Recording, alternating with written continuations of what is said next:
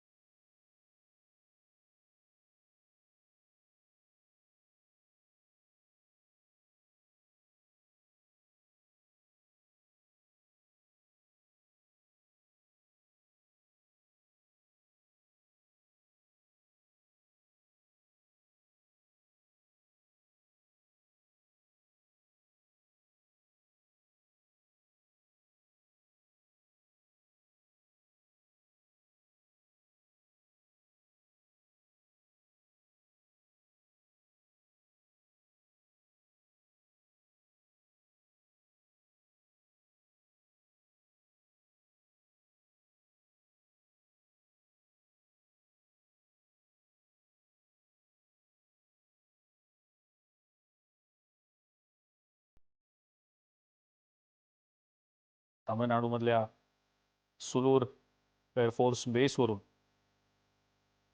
त्यांचं पार्थिव भारतीय वायुदलाच्या विमानानं दिल्लीमध्ये आणलं गेलेलं आहे.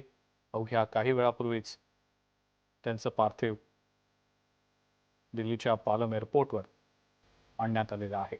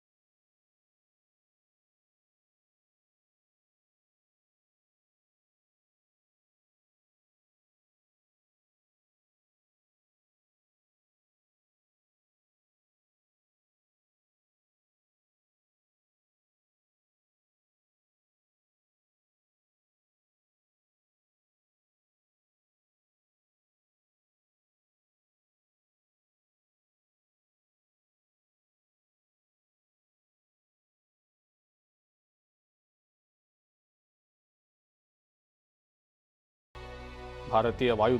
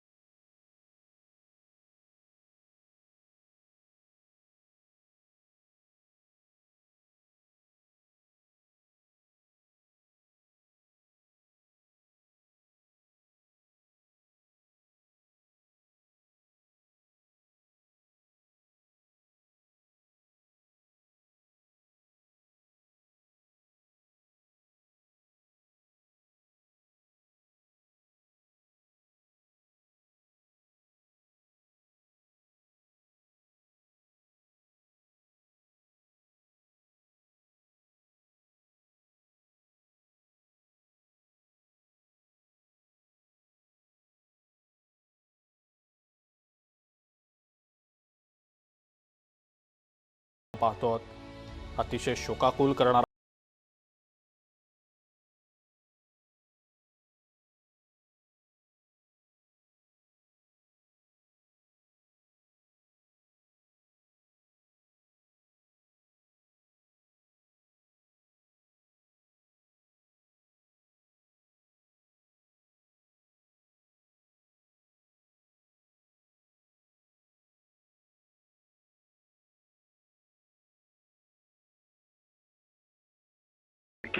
जनरल रावत यांच्या निधनामुळे देशाला एक फार मोठं नुकसान झालेलं आहे. परंतु त्यांनी देशाकरता काय केले याच्याविषयी आपण आधी बोललेलो आहे. परंतु मला यावेळेला जे जास्त लक्ष केंद्रित करावं असं वाटतं ते म्हणजे त्यांच्या पत्नी मधुलिका रावत यांचा पण मृत्यू झालेला आहे. आणि याच्याशिवाय 12 इतर त्याच्यामध्ये एक ब्रिगेडियर, एक कर्नल होते आणि काही जवान होते, काही हवालदार होते. तर या सगळ्यांनाच आपण श्रद्धांजली वाहतोय, कारण सगळ्यांनीच देशाकरता प्राण हे दिलेले आहेत. अर्थात जनरल रावत यांना जास्त महत्त्व दिलं जातं कारण ते चीफ ऑफ डिफेन्स स्टाफ होते, नंबर 1 होते म्हणून. एक मला जो पैलू आज आपल्या समोर आणायचा आहे, मधुलिका रावत यांचा मृत्यू झालेला आहे आणि हे पहिल्यांदाच होत नाहीये. 1 महिन्यापूर्वीच समूह भारतीय सैन्य इतकं रक्त देशाकरता सांडतं आहे की म्हणजे सैनिक जातात, सैनिकी अधिकारी लढाईमध्ये जातात, त्यांच्याबरोबर अनेक वेळा त्यांच्या पत्नी सुद्धा शहीद झालेल्या आहेत. आणि मधुलिका रावत तर एक आपल्याला उदाहरण आपल्या समोर आहे. परंतु महिन्यापूर्वी आपल्याला आठवत असेल की 46 आसाम रायफलचे सीईओ कमांडिंग ऑफिसर जे होते कर्नल त्रिपाठी ज्यांच्या अँब्युश झाला होता, तर त्या अँब्युशमध्ये त्यांची पत्नी आणि त्यांच्या 6 वर्षाचा मुलगा पण गेला होता. आणि हे असं आत्ताच नाही, असं हे अनेक वेळा झालेलं आहे. ज्यावेळेला दहशतवादी हल्ले झाले जम्मू कॅन्टॉन्मेंटवरती, त्यावेळेला सुद्धा काही सैनिकी परिवारांचा मृत्यू झाला होता, त्यांची काही मुलं पण मारली गेली होती.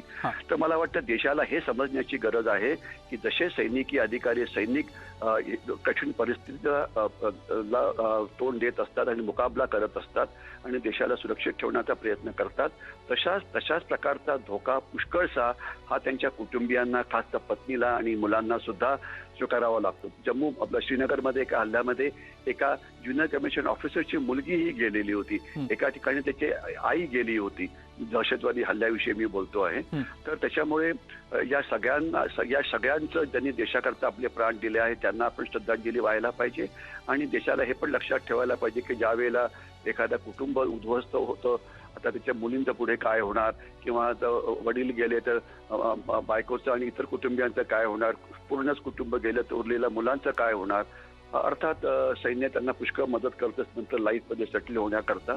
परंतु जो ज्याला इमोशनल म्हणजे हे म्हणायचं की डेफिशिट हे नेहमी राहतच आणि नंतरच्या आयुष्यात त्यांना एकटा आयुष्याचा प्रवास करावा लागतो.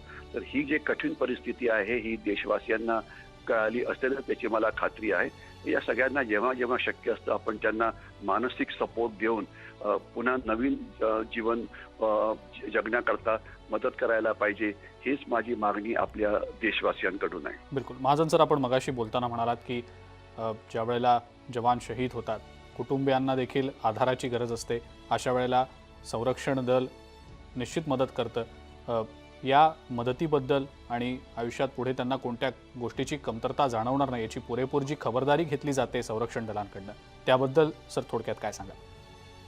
असं आहे की जोपर्यंत पेन्शनचा प्रश्न आहे, सैनिक जर गेला तर त्याच्या पत्नीला पेन्शन मिळतं आणि इकॉनॉमिकली म्हणजे आर्थिकदृष्ट्या ते बऱ्यापैकी असतं आणि त्याच्यामुळे आर्थिक प्रॉब्लेम्स कधी होत नाही, ते म्हणजे कमी होतात. म्हणजे ॲटलिस्ट सैन्यामध्ये, पोलीसमध्ये किंवा याच्यामध्ये पुष्कळ होतात अर्धसैनिक दलामध्ये, पण कारण त्यांची परंपरा सैन्यासारखी नाही. परंतु आर्थिक प्रॉब्लेम्स हे कधीही फारशे सैन्यामध्ये होत नाहीत. पण जो प्रॉब्लेम जो होतो तो मानसिक दृष्ट्या असतो की पती गेला तर पत्नीला एकट्या मुलांना हे करावं लागतं. पत्नी जर तरुण असेल तर तिला लग्न म्हणजे तरुण विधवेकडे काही वेळा समाज चांगल्या दृष्टीने बघत नाही आणि जर ती विधवा जर जास्त दिसायला सुरेख असेल, म्हणजे असं इतक्या स्पष्टपणे म्हणायला नको, तर तिला अनेक अशा आव्हानांना तोंड द्यावं लागतं की ज्याची आपण कल्पना करू शकता. लहान मुलांना बिना वडिलांचं जीवन जगायचं आहे तर तो सपोर्ट द्यावा लागतो. अनेक वेळा आई वडील असतात तर तो सपोर्ट आई वडिलांकडनं मिळतो, अनेक वेळा सासू सासऱ्यांकडनं सपोर्ट मिळतो, तो सपोर्ट मिळतो. समाजामध्ये सुद्धा अनेक संस्था आहेत की ज्या अशा प्रकारच्या विधवांना मदत करतात, खास तर इमोशनल म्हणजे मानसिकदृष्ट्या सपोर्ट देणं. अशा संस्था आहेत, त्यांचं पण आपण कौतुक करायला पाहिजे आणि त्यांना आपण विसरायला नको. परंतु हे जे मृत्यू जे पडणं आहे, आपल्याला एखाद्या आकडेवारीची कल्पना नसेल. मी केवळ आपल्या माहितीकरता सांगतो, भारतीय आर्मी, इंडियन आर्मी प्रत्येक वर्षी 4 ते 4.5 हजार सैनिकांना गमावते आहे आणि त्याच्यामधले ॲटलीस्ट 60-70 जणांचं म्हणजे कुटुंब असतं. म्हणजे बाकीचे 20-25% यंग असतात आणि त्यांना कुटुंब नसतं, फक्त मागे आई वडील असतात. परंतु 60-70% लग्न झालेलं असतं आणि त्यांना मुलं वगैरे असतात.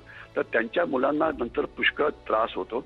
अर्थात ते टफ बनतात. अनेक जण पुन्हा सैन्यामध्येच येतात, त्यांना थोडीफार मदत मिळते.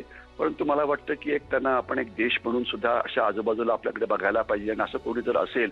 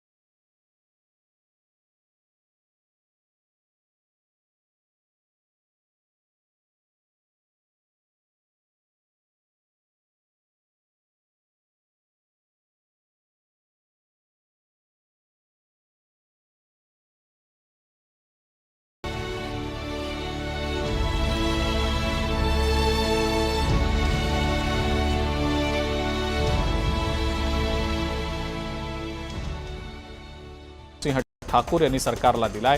ते वाशिममध्ये बोलत होते. शेतकरी आंदोलन तुर्तास स्थगित करण्यात आलेलं आहे. गेल्या 378 दिवसांपासून दिल्ली सीमेवर कृषी कायद्यांच्या विरोधातलं आंदोलन सुरू होतं. मात्र आता सरकारकडून आश्वासनं मिळाल्यानं हे आंदोलन स्थगित करण्यात आलंय. दरम्यान संयुक्त किसान मोर्चाची पुढची बैठक 15 जानेवारीला दिल्लीमध्ये होणार आहे. सीडीएस जनरल बिपिन रावत यांच्या पार्थिवावर शुक्रवारी अंत्यसंस्कार होणार आहेत. हेलिकॉप्टर अपघातात निधन झालेले सीडीएस जनरल बिपिन रावत, त्यांच्या पत्नी आणि इतर लष्करी अधिकारी यांच्यावर 10 डिसेंबरला अंत्यसंस्कार केले जातील. सर्वांचं पार्थिव विशेष विमानानं दिल्लीमध्ये आणलं जाईल.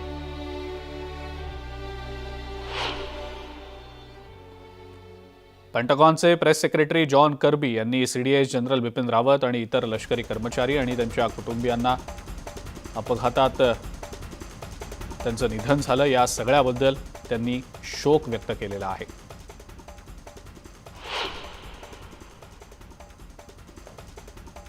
हेलिकॉप्टर अपघाताआधीचा एक्सक्लुझिव्ह व्हिडिओ न्यूज 18 लोकमतच्या हाती लागलेला आहे. अपघाताच्या काही क्षणांच्या आधीचाच हा व्हिडिओ समोर आलाय. स्थानिकांनी हा व्हिडिओ शूट केलाय. अपघातानंतर कानठळ्या बसवणाऱ्या आवाजानं परिसरात भीतीचं वातावरण पसरलं होतं.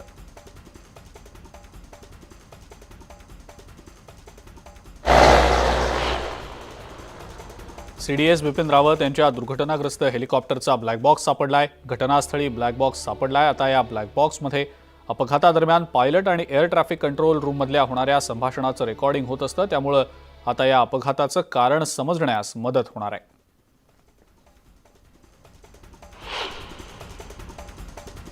देशाचे पहिले chief of defence staff Bipin Rawat यांच्यासह इतर अधिकारी कर्मचारी बुधवारी हेलिकॉप्टर दुर्घटनेत शहीद झाल्यानंतर देशावर दुःखाचा डोंगर कोसळलाय. शहीद झालेले जनरल बिपिन रावत आणि त्यांच्या सहकाऱ्यांना मालेगावात जनाधिकारी मंच यासह इतर सामाजिक संघटनांनी शौर्य स्मारकाजवळ 108 दिवे प्रज्वलित करून आदरांजली दिली. यावेळेला सर्व जाती धर्माचे नागरिक मोठ्या संख्येने उपस्थित होते. चांदवडला कला शिक्षक देव हिरे यांनी फळ्यावर बिपिन रावत यांचं चित्र रेखाटून त्यांना अखेरचा सॅल्यूट केला.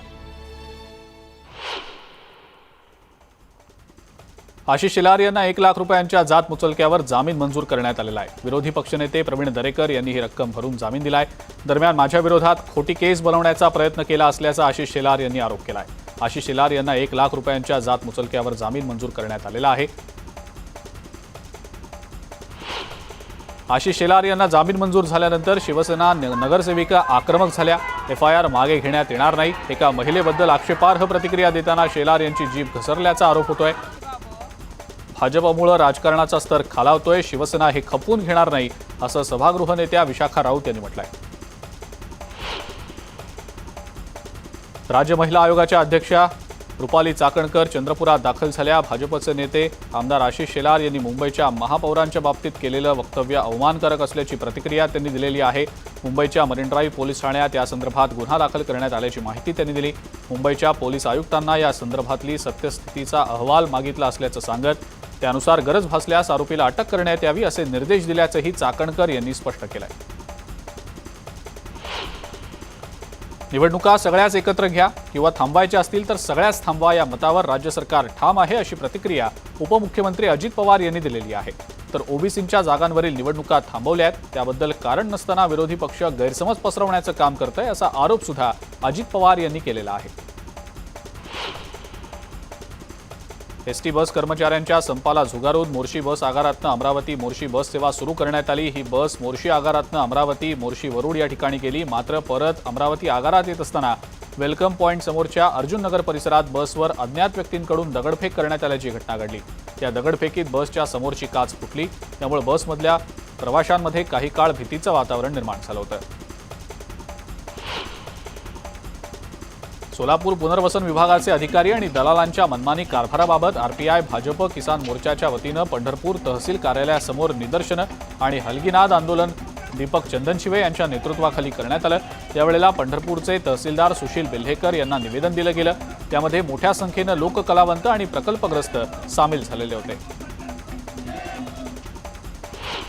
केंद्र सरकारनं केलेल्या दरवाढीच्या विरोधात जालन्यामध्ये स्वाभिमानी शेतकरी संघटनेच्या वतीनं खताच्या रिकाम्या बॅग्स जाळून निषेध आंदोलन करण्यात आलं. अतिवृष्टी बाधित शेतकऱ्यांना दिलासा देण्याऐवजी ऐन रब्बी हंगामात दरवाढीचा निर्णय घेऊन प्रत्येक बॅगचे 200 ते 300 रुपये दरवाढ झालेली आहे। त्यामुळे अंबड तालुक्यातील वडीगोद्री इथं केंद्र सरकारच्या विरोधात घोषणाबाजी करत खत दरवाढीच्या निषेधार्थ रिकाम्या बॅग जाळून रोष व्यक्त करण्यात आला। राज्यातल्या कोरोना मृत्यूदरात मोठी घट झाली असून डिसेंबरमध्ये तो केवळ 0.5% आलाय। नोव्हेंबरमध्ये 1.59% इतका मृत्यूदर नोंदवला गेला। कोरोनाचा देशातला सरासरी मृत्यूदर 1.39% इतका असून राज्याचा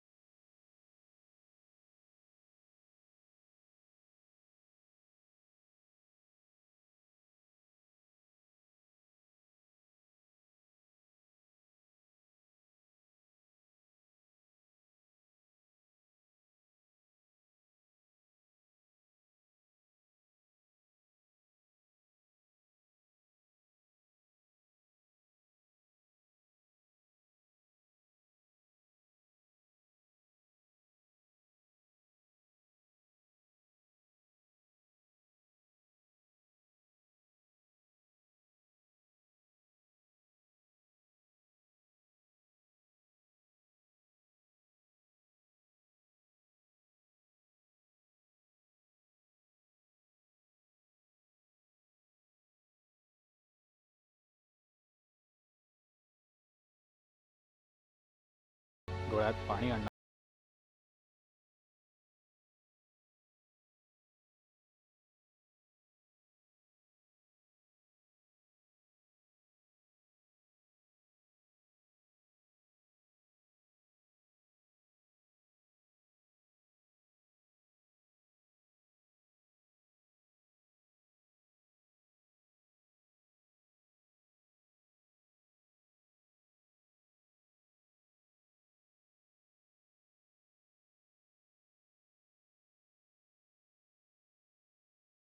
राष्ट्रीय सुरक्षा सल्लागार